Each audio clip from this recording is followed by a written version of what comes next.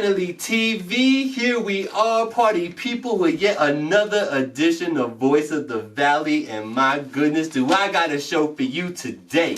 Shout out to everybody tuning in. Make sure you hit that subscribe button, go ahead and comment below, like this video, and tell me what you thought about it. Really, I want to know, are we doing a good job over here at Finally TV? And who do you want to see on Finally TV? A lot of times the artists are the ones hitting me up saying, get me on the show.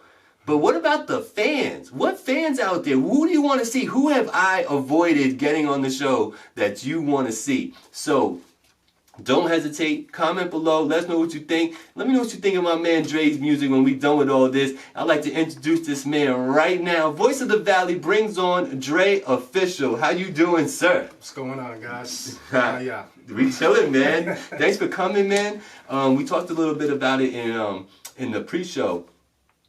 We were supposed to do this a minute ago. Things fell through. We get it together. You know, we lose contact. We got, life happens all around us, right? And but just like, Remy Hendrix, out to him on the last one, we here. Finally. We here. Finally TV. That's man. it, baby. That's it. So, we're going to let the people know a little bit about Dre Official. All right? We're going to tell them your story a little bit. And hopefully at the end of this, you gain some new fans. And, the people get to hear your new music, man. So let's get it. Yeah, man. I'm ready. All right, let's get it. So tell me, brother, I ask everybody, first question.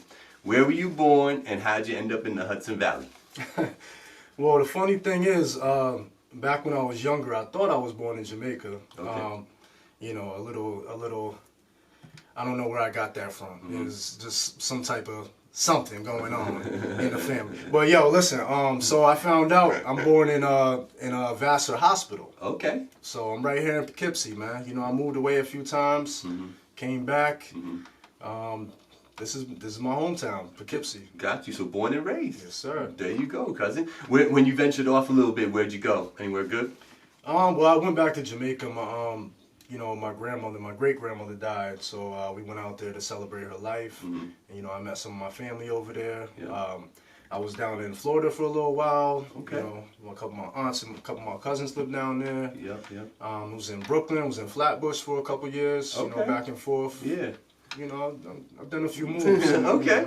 That's what's up, though. There's nothing like the Caribbean, bro. Right. There's nothing like it. Being Puerto Rican myself, we was we didn't really go to Puerto Rico as kids. Like my parents didn't. There wasn't trips. You know what I mean? So I actually didn't go to Puerto Rico until later in life. Right.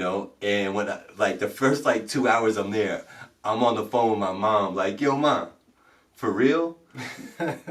Yo, pops, for real, bro? Like, not once. You know what I mean? And they're like, yo, listen.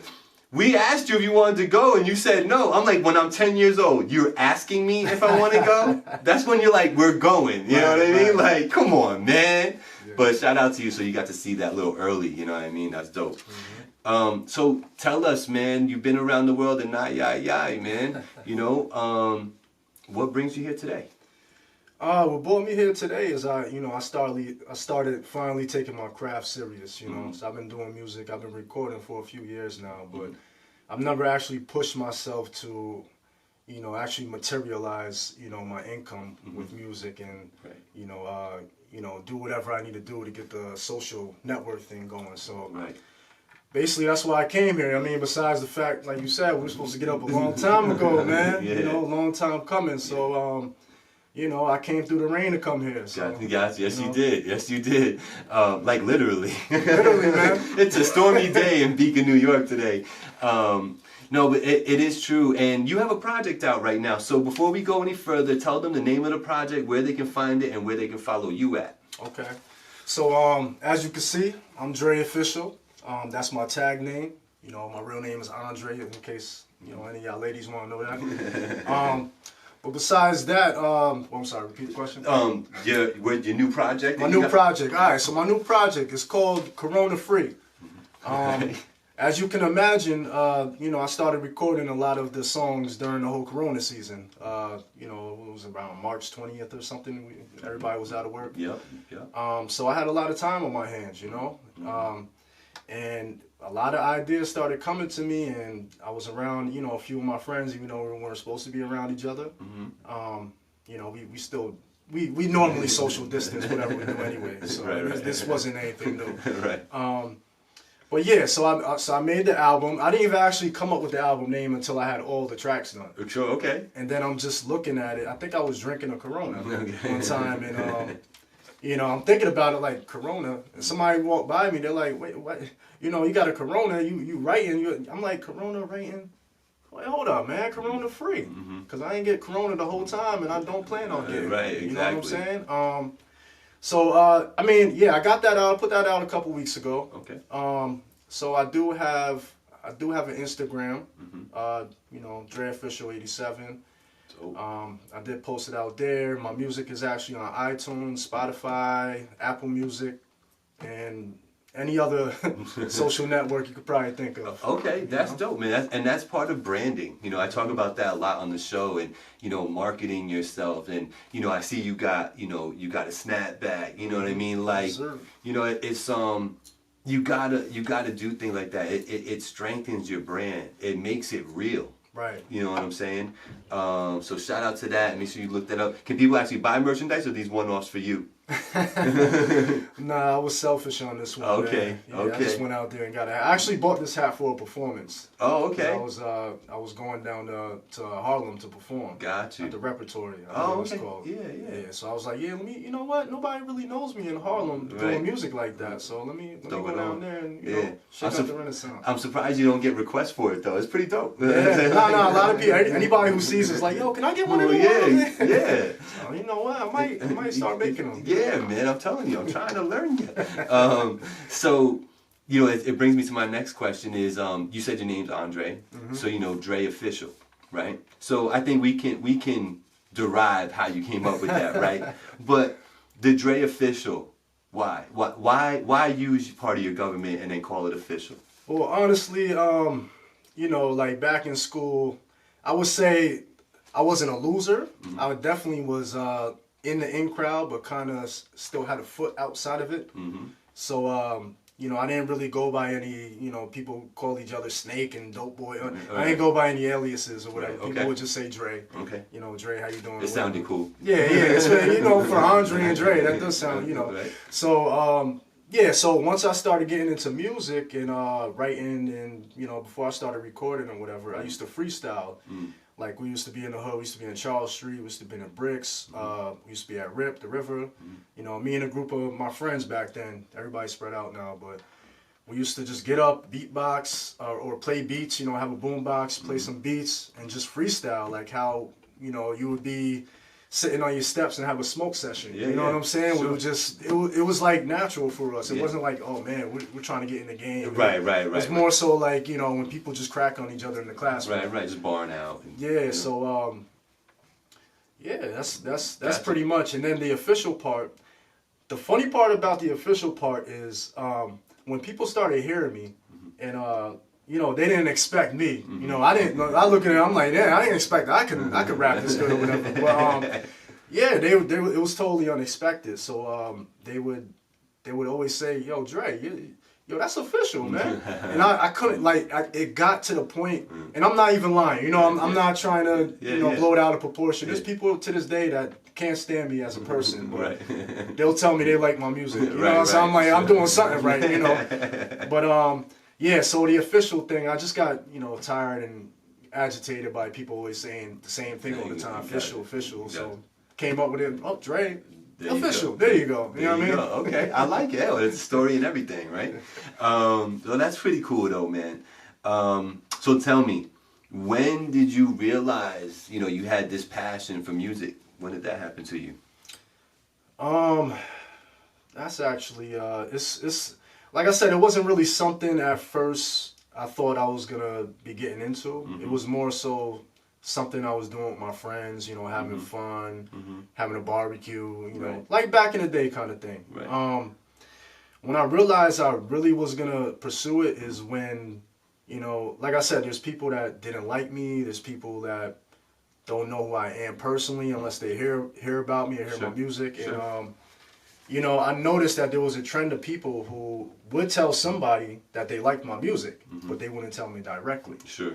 You know, so pretty much my passion came when I started getting promoted by my crowd, and I started doing like, you know, little shows here and there. And in the shows, the feeling I got when I was on stage, like I was nervous. I was a nervous wreck at first because I'm not, you know, I'm not really a stage person. You know, anybody who knows me personally, know I'm very to myself. You know, I don't really, even if I know you, I might not say anything to you when I walk in. Don't take offense to that. I'm just focused. Right. So yeah, I mean, when I got, you know, I got an electrified feeling when I was on stage, and you know, just people that I don't know, just, yo, man, that was great working on, you know, and I wasn't taking it serious at first. So I'm like, the feeling I got from not being able to communicate without the music is pretty much what got me hooked on the music, because you know, now I can talk to people who I never would have thought I would have talked to before if I didn't start pursuing this and getting into my craft. Got you. So how long ago would you say that was that Dre Official said, you know what, I am going to do this. I'm going to communicate to people through my music. I'm feeling this. I want to go record this. I want to put money behind this. How long has it been? I would say about maybe 6 years. Okay. Putting in some work. Yeah, it was. I mean, you know, it was on and off, because even though I like second nature for me is going into the studio and releasing my feelings and you know and everything. You know, like I said, that's where the passion comes from. Really, it's just it's like therapy. Gotcha. You know? Gotcha. No, that's dope. No, that's dope. So speaking of that and hitting the studios and all that, and we talked about Corona. Nothing means more than the joy it brings. I done fell and stumbled, I need better things. All I need is love, that means everything. My family is everything, forever definite. Even when it's devilish, it just makes me a better man. On the street peddling, never settling. Money, bitches, embezzlement. All it is just pleasurement. Family is everything, whatever measurements. Know that we'll be better when getting over this check that out. I'll probably keep playing some snippets somewhere along the way as we move along. Cool, man. So let me ask you this. For production, who are you going to? The main person I mess with is one of my good friends. You know, his name is Richie Mars. A lot of people may know him on Instagram. I don't want to say his government. Right. You know, Richie Mars, though. Yeah, he probably wouldn't like that. But yeah, a lot of the beats, I mean, he helped develop my style a lot too, because, you know, before we started working together with our beats, a lot of people would say I sound more like Nas, or, you know, I'm more into, you know, the Talib Kweli style, and, you know, it's cool, but it's like, you know, they want to hear the bounce, they want to hear, you know, things that are jazzy, you know, they want to hear different things. So his sound actually, you know, I love that guy, man. Yeah. He transformed me. No, that's dope. That's dope, man. All right, cool. So if you had to name, like, I think this is a good way to pose it. If you had to keep naming, like, your top 3 favorite songs, and I know they might change over time because you worked on this and new stuff is always coming up, right? But what's a song right now, probably all Corona free, that you think is going to consistently end up in, like, your top 3, top 5 songs of yours that you like? Honestly, I mean, I like the majority. I mean, I love the majority of what's on there. Yeah. But a favorite, though. We all have favorites. I would say it's kind of hard because every track is a little different, man. The first, I mean, I could think of 3 off the bat. Okay. The first one is the very first track on there. It's called So What. Come and get me, roll up. They trying to show me no love. Nigga, hold up. You getting money, so what? Getting tipsy, so what? Black hippie, so what? They acting iffy, got that icky. Come and get me, roll up. Try to trick me, hold up. Try but getting no luck. You moving fast, you niggas need to slow up. Tell me what you see. Turning wine in the water like Hover, it's over. I'm hovering over the sea. On a mission, hop out the chopper like Mr. T. I really like that because that was a one-take track. You know? Oh, okay. It was a one-take. Those feel good. Yeah, I wrote it. I literally wrote the bars and everything for that track maybe an hour or 2 before I got in the studio. and I just released. You know, it was one of those things where I was in the mood, Yeah. and I just released my feelings. So that would be that. I think that would be a revolving one. Gotcha. And there's another one on there called Family Over Everything, and that's one of my personal favorites. You know, mostly because of the context. Right. What what was good about your project is that I forget the name of the song that we reviewed. Maybe you remember. The Way the World Works. Yes. Yeah. And so we reviewed it, and me and Blackout, we liked it. We weren't jumping out the window, right? And Dre hits me with, "Yo, that's probably like the least favorite of my joints." He's like, but I thought that was dope because we didn't dog it, and trust me, Blackout and I will dog a song, and we didn't do that to you because we could tell there was something there. You know what I'm saying? So y'all go check that out, man. I think you'll like it. Like, what I always say is if you got 10, 12, 13 tracks, if you get somebody to like half of them, you win. That's a win. You know what I mean? Because not everybody likes everything. You know what I mean? And somebody else is going to like the ones that they didn't like. Exactly. You know what I'm saying? That's how that works. You know what I mean? If I get one person to like mine, I'm golden. Yeah, that's it, man. That's it, brother. So tell me, Dre, man, we haven't talked about this really too much. Where is the inspiration? Like, who did you look at? What were you looking up to go, yeah, maybe I do want to express myself this way, even be it on a stoop or whatever. What inspired you to rap? Honestly, I started writing poetry when I was younger. Okay. I taught myself how to draw when I was 4, so I think it started from there because I spent a lot of the time. I was the only child for my mom, and I didn't know my other siblings.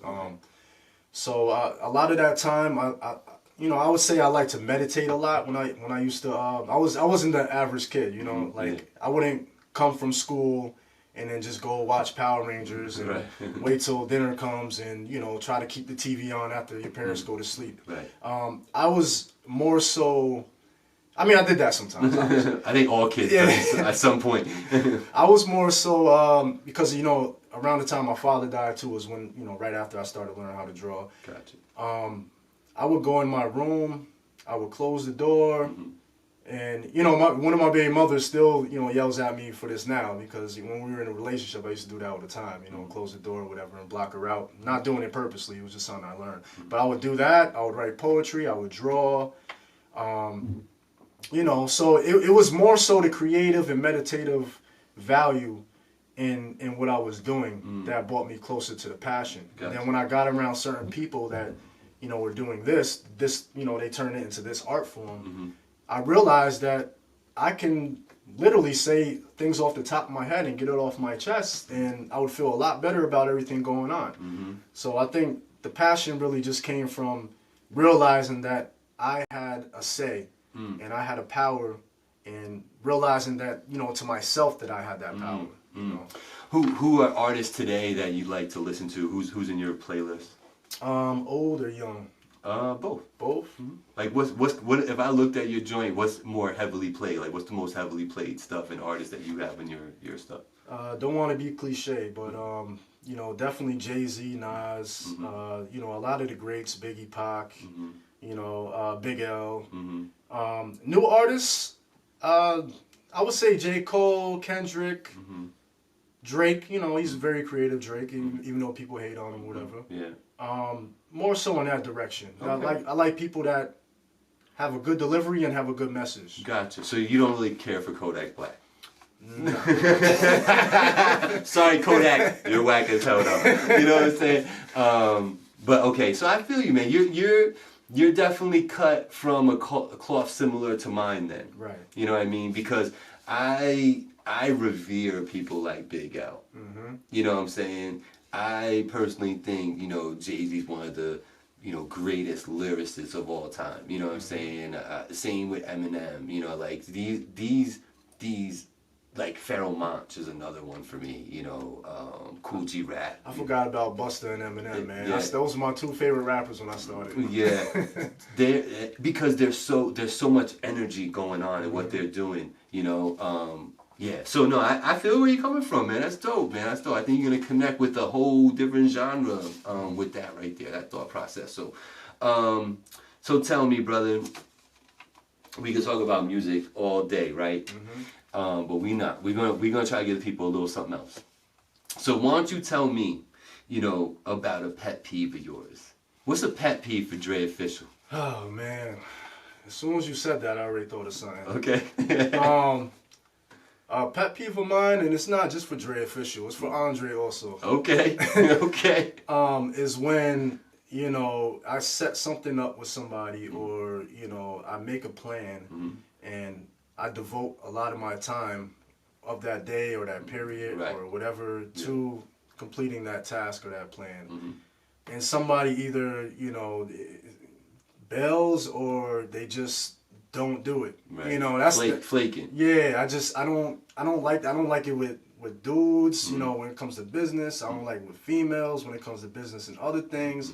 I don't like with I don't like with anybody, really. I don't care who it is, really. Yeah. You know, it's like our time is precious, you know. Right. So that's my pet peeve. Got you. Okay. I like it, man. I mean, that's one way. I think, you know, if you're on time, you're probably ahead of the class. And that's crazy to say because people they just don't do what they say they're going to do. Is there, along with that, because I mean, this is kind of the same thing, but is there like a mantra that goes on in your head or like a line of advice that you're kind of living by that's like a baseline for you? Just, you know, and this is more recent actually. Just do it, man. You know, I mean, as simple as that sounds, that's really what I realized could have been the best expression I ever heard. Got you. You know, just do it. Yeah. And you know, you'll never know. It doesn't matter if you bomb. That's the thing, man. People have a scarcity mindset. You know, and you know that's really what it. And I had one. You know, I'm not gonna lie. That's why it took me so long to get here. Yeah. You know, it's you got to get over that because life is too short, man. It's too short. Before you know it, you're 30, you're 40, you're 50, you're 60. Like, you know, just do it, man. You'll learn afterwards. You know. Yeah, I can respect that, man, because it's true. You know, and as you get older.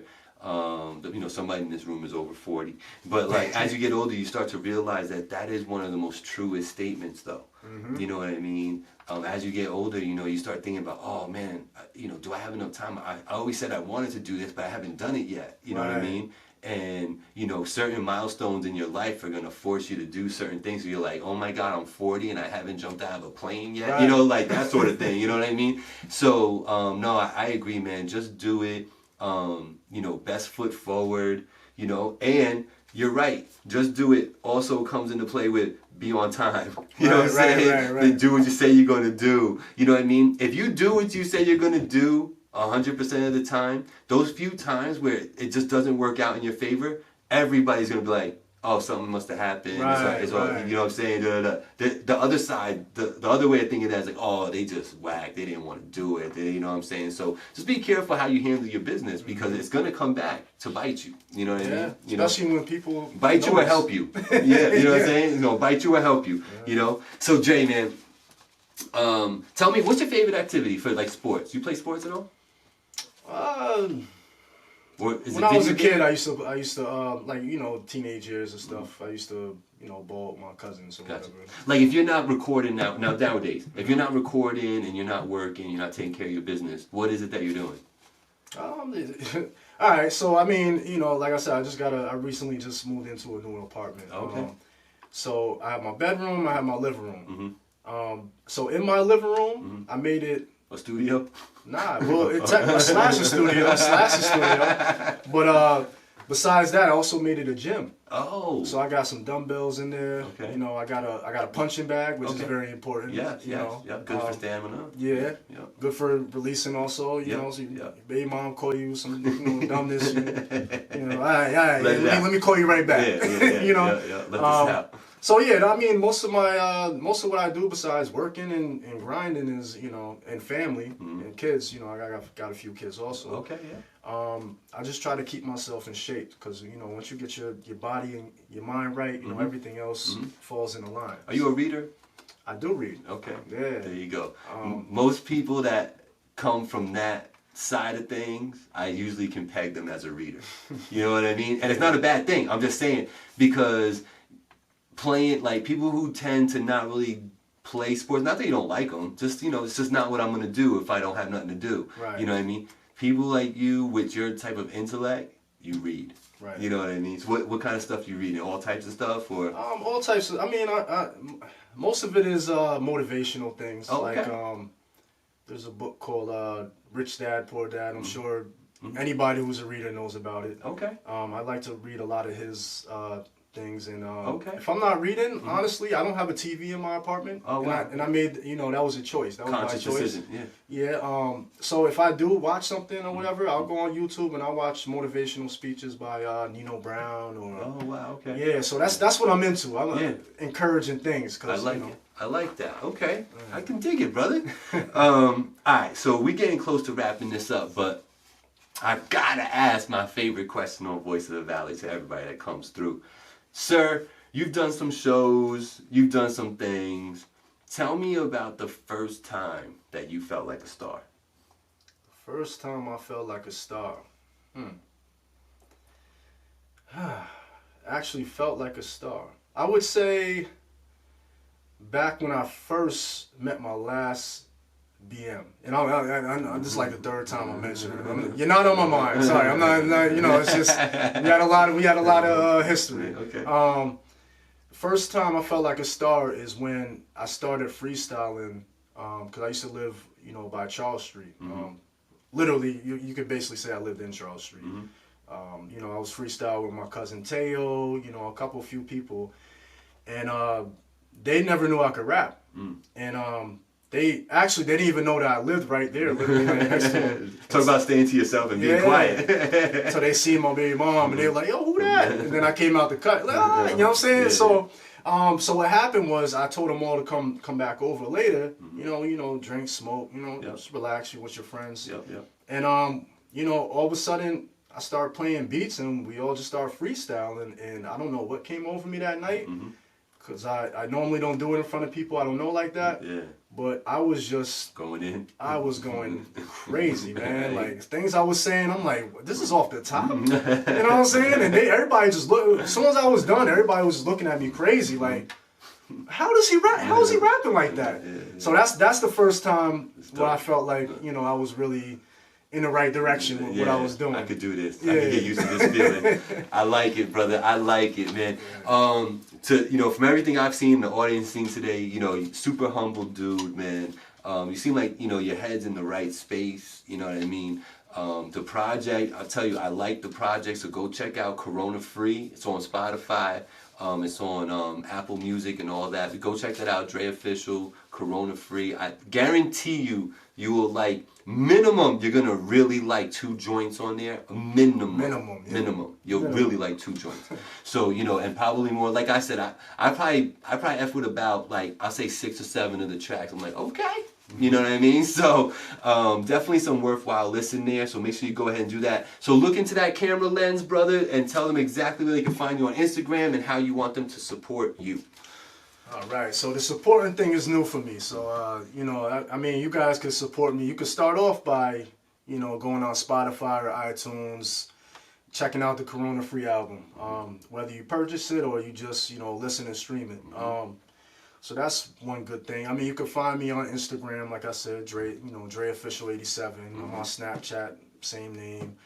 I'm on YouTube also. I got a couple of things. I'm actually, you know what? I actually wanted to talk to you about something. We don't do this off the camera, but yeah, I'm actually putting together some a challenge. Oh, okay. It's called, you ever seen the show Wild 'N Out? Yes. So you heard about what happened. With Nick Cannon and all that. Yeah. So it's funny because right before that, me and my boys, me and Richie, and a couple other dudes was talking about this idea of doing something similar. There's a specific show called, or part of it called, a segment called In the Classroom. So what I wanted to do, I'm not going to sit here and take up all the times, I know you got to go, but, so what I'm doing is I'm starting to broadcast myself on YouTube and trying to stretch out more, and I got some things coming for y'all, man. Okay. You know what I mean? So you might see FinallyTV a little bit more involved. Maybe make a guest appearance or something. You know what I mean? I'm always down with that. So you got your YouTube, you got Facebook, you got Instagram. You on Twitter? I'm on Twitter, but I never use it. Yeah, me too. I got Twitter. Like 3 years. Yeah, I go on it, but I don't really do anything with it. Like, I just use it for battle rap info. That's what I do it for. But make sure you go ahead and follow this man on Instagram. I have it on the screen somewhere. I'm sure a bunch of time. It'll be in the description. You can click on it from there if you need to. But man, I really do appreciate you coming out finally and us getting to Man, chop it man. up. You know what I mean? Dre Official in the building. Yes, sir. It's Finally TV. It's Voice of the Valley. Party people, let's go.